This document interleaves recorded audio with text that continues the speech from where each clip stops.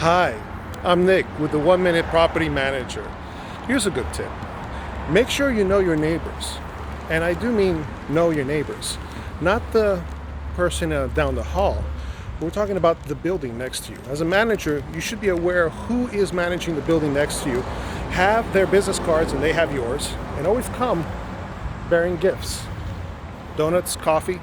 Always do it on a Friday. Everybody's happy on a Friday, and it gives a nice positive note. Come in smiling, be positive, and get a chance to look and see how they do things on their side.